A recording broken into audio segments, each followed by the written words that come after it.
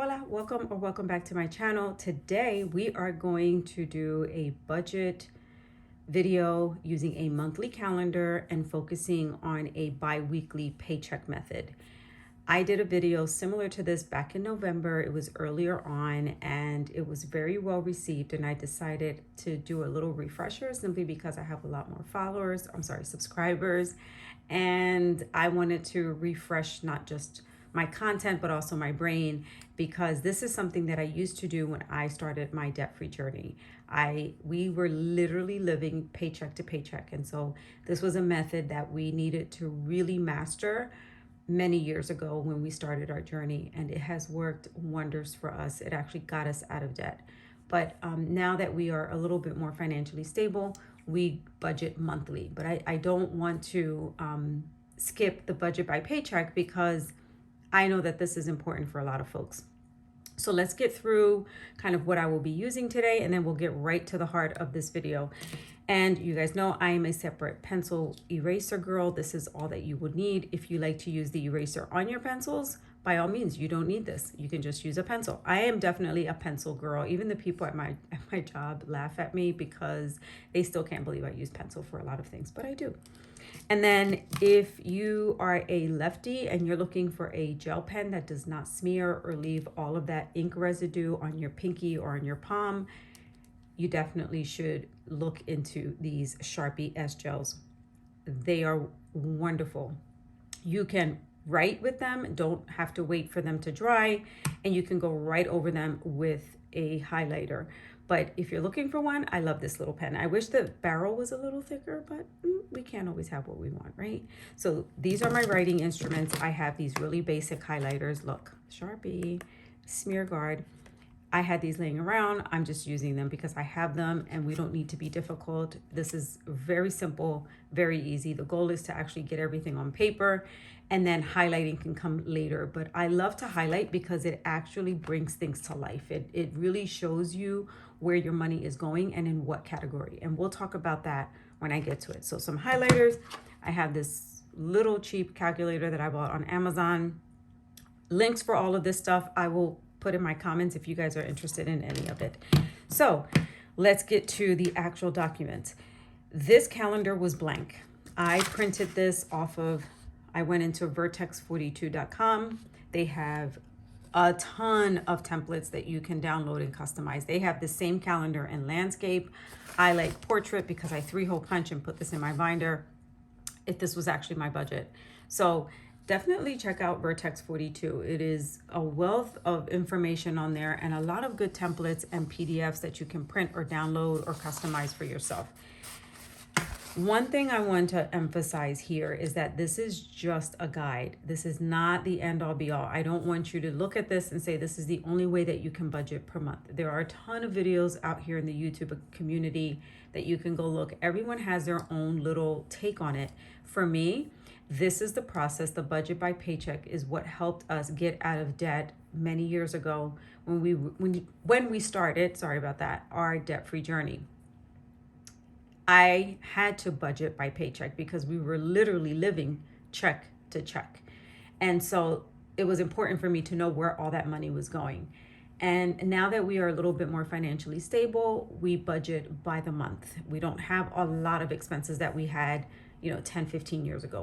We just don't have them. And so we've been able to really kind of narrow down our budget to do it monthly. I sit down at my computer. It takes me 20 minutes to do my bills.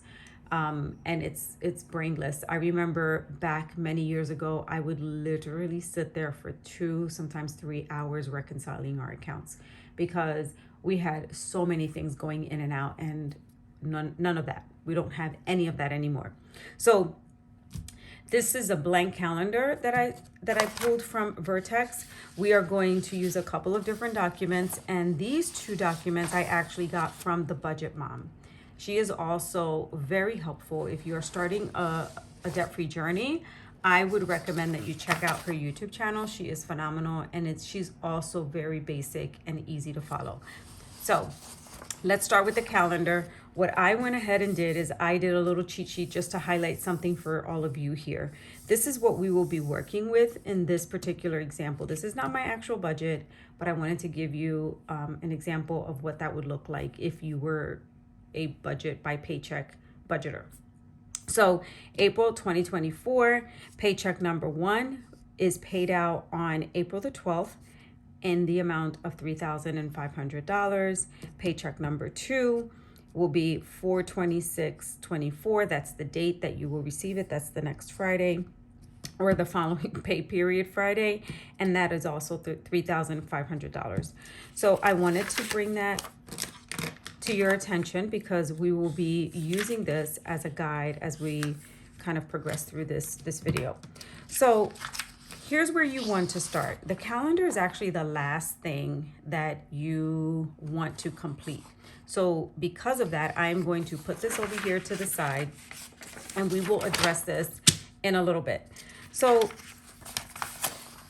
when you are starting your budget journey, again, this is a guide. It is not the Bible. I don't want you to come at me and say, well, this didn't work for me.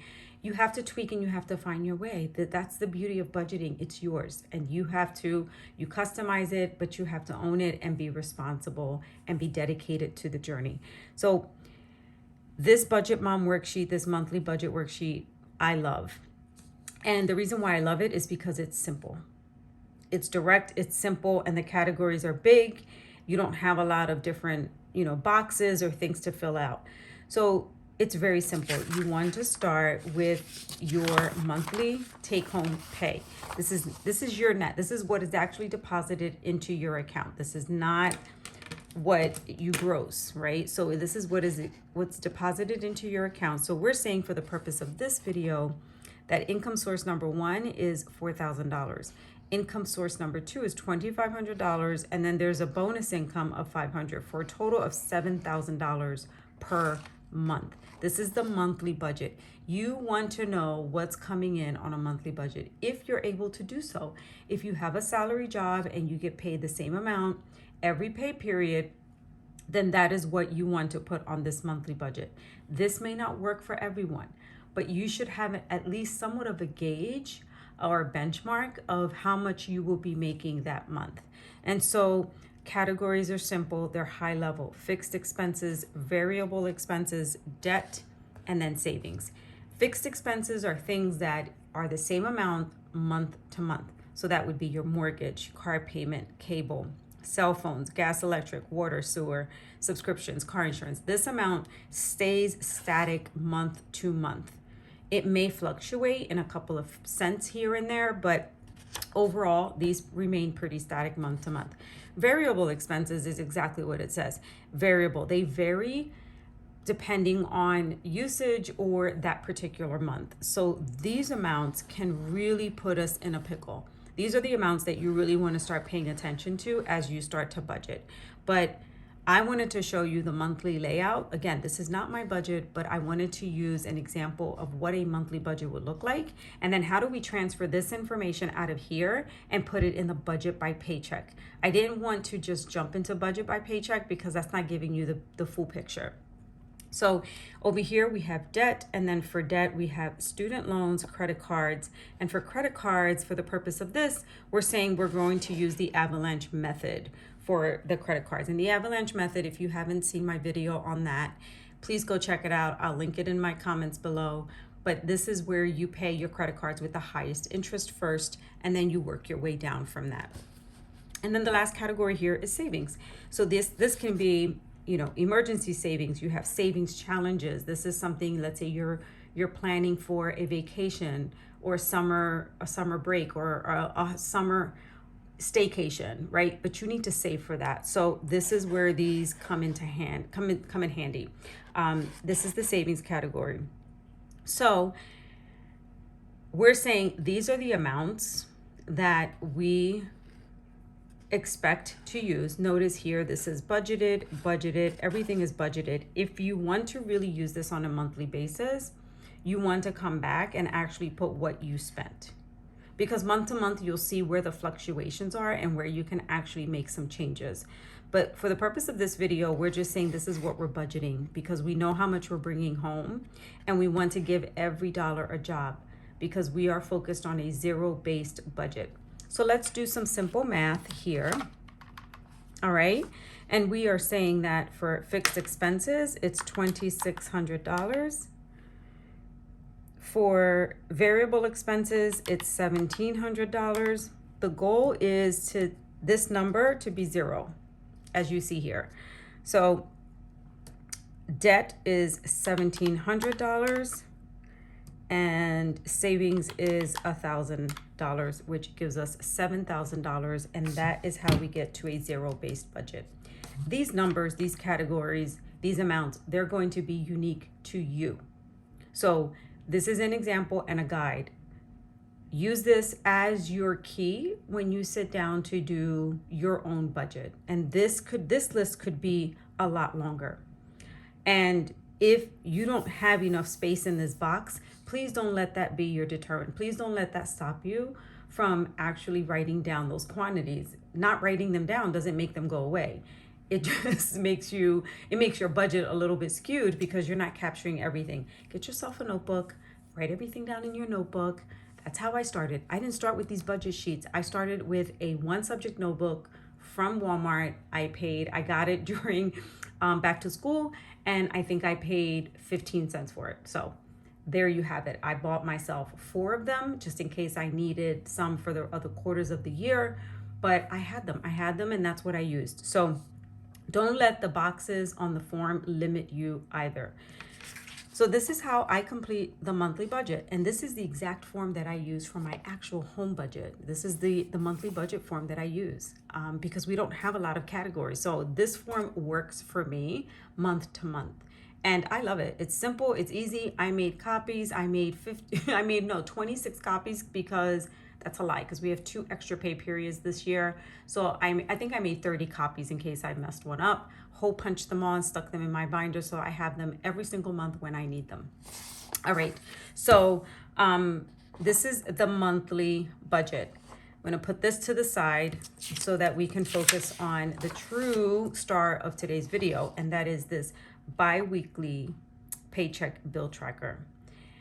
You can do this weekly or bi-weekly, however way you get paid, but this gives you a little bit more flexibility. You can see there's a lot more room for entries and a few extra categories, so you can make this work for you. One thing that I learned to do also earlier on, because I'm a visual learner, so colors for me, they need to pop and they need to bring my eyes to the attention of those colors. So you will see that throughout every page and on the calendar, the color coordination is there. So green is for income, blue is for fixed expenses, orange is variable, yellow is debt, and purple is savings. And then I have a pink one that I wasn't able to use for the purpose of this video, and that's for sinking funds, which is a whole different video. If you want more information on sinking funds, I also have a video on that, so go check that out. All right, so what we did here was we're saying we're only going to focus on the pay period for April 12th. We need to make sure that every dollar in our April 12th check has a job. So this biweekly budget form is not going to include the $7,000. It will consist of half of that. So I've taken all of the 3 sources of income and I've divided them by 2. And this is how I get my amount per paycheck. Okay. But we're not going to pay everything with this paycheck. So we need to make sure that we know which bills we are paying and that we're paying them on time.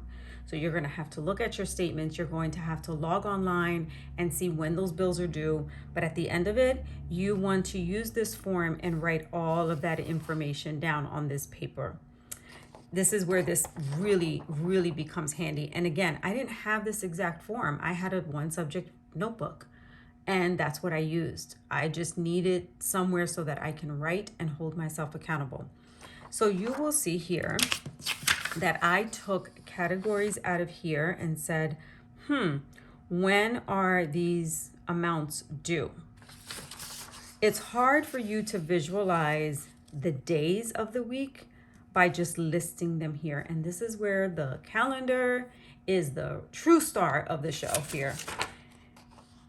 You will see, number one, I used the same color codes here. You want to have a key, you want to have a legend that you can reference so that when you put these colors on the calendar, they pop and you know what needs to get paid. And after about 2 to 3 months, these colors are no longer going to mean what's inside of them. You know that these are going to be fixed expenses, variable expenses, savings, debt, income. You're just going to know what those colors mean as soon as you look at the paper. And I used to keep this calendar. I used to keep a calendar on my wall, and I would literally write everything that was due on my wall because we were in such bad situation. I could not afford to make my credit any worse than what it was. So you want to write down your sources of income, okay? You then want to go through your list of biweekly items based on your biweekly paycheck bill tracker. And you then want to take these categories and transfer them onto your calendar. So see how different it looks when we say the mortgage is due on the 15th. Let's talk about this mortgage for a minute. If the mortgage is due on the 1st of the month, you definitely do not want to pay that in your second pay period because then your payment will be late. They need to receive your payment by the 1st. It's not that you send the payment out this week and before it gets cleared, you're now into the second, third, or fourth day of the month. So make it a practice to pay your mortgage earlier than later. But writing this date down really doesn't tell us that. It's not until you look at the calendar that you say, oh crap, wait, this is an issue. I can't pay this on the 29th. I need to pay it before that. So you allocate your funds, you allocate your $3,500 so that it makes sense based on when the bill is due. And how do you know the bill is due? Because you have become intimate with your bank statements, you have become intimate with all of your bills, and you know when they are due. That's the pre-work. So let's look at these categories here. We have cable and internet that's due on the 16th, or that's the date that you want to pay. Subscriptions, you always want to pay your bills several days before the due date, simply because it takes the systems 24, 48, sometimes 72 hours before that money is cleared and hits your account. So making sure that you pay it well in advance will also start to build your credit rating, which is always a win-win. And so that's all you do. You write all of your information here. You know what bills you have to pay for the month. But one thing I want to highlight here, right? We're saying for variable expenses, this is for the month. We need $150 for gas. Out of this $7,000, we need $150 for gas. But we don't need $150 out of this paycheck because we are going to we only need $100 out of this paycheck to pay for gas. Because on the 28th, that gas will be taken out of the paycheck from the 26th. So remember, we are only focused on the bills that you have between the day that you get paid until the day before your next paycheck. So you want to give this $3,500 a job. Eating out, right? We said in a month, eating out, we wanted to budget $500. Well, we're not going to spend $500 on one day. So what you want to do, because the beginning of the month, this pay period here was covered by whatever paycheck you got in March. So you don't have to worry about taking that number, that overall that 500 number, and dividing it by 4, because that's not how the calendar is laid out. This is why the calendar is so critical when you are budgeting. You need to have a visual of where to plot those numbers, those dates, and those bills. So yeah, easily we can think a month has 4 weeks, sometimes 5, but a month has 4 weeks. So this divided by 4 is this. No, as you can see, even though we've budgeted $500 for the month of April, those $500 are not going to be consumed during the first pay period. So we're saying for growth, for what was that? What was I just forgot what I was talking about. So we're saying that for groceries, right, we are not going to use up all of that money. I'm sorry, it was eating out. For eating out, we're not going to use up all of the $500. So for eating out, we only have 2 weekends between this pay period and the next pay period. So I need $300 for that. So I'm allocating 150 here and 150 here. For lunch, I'm saying for the month, I need a total of $100 for the month. I pack my own lunch, I meal prep, but let's just say you were that you needed to buy lunch at work or while you were at work. So there's only 2 weeks that you need lunch for. You don't need the $100 for during pay period number 1. So what you do is you take that amount and you say, how many weeks do I have? I need $100 for the week. I'm sorry, I need $100 for the month. So I have 2 weeks. I have $25 here and $25 here. Do you guys see where I'm going with this? I hope that you're following. But this is how a calendar is so critical when you are doing your budget. It is so easy. It's easier to see it here rather than seeing it like this. Because again, we can assume that there are 4 weeks, but as you can see, based on how April is laid out, that's not necessarily how it's going to play out, because the first 2 weeks of April were part of your March paycheck. So when you sat down to do your budget in February for March, you needed to account for lunch in that pay period here. Okay? So what we are going to do is I went ahead and I put in every single category on the calendar that we said we can pay for the pay period of April the 12th in the amount of $3,500, giving every dollar a job. This is what we are going to use, or this is where we're going to put those $3,500. I cannot speak today. It's very late here and I'm trying to get this video done. So bear with me here and I apologize. But so you put in here all of your amounts, but do you see how these colors just pop out at you? It's a great visual. You see where all of your variable expenses are. You see where your bills are due, because remember we said we were going to highlight those in blue.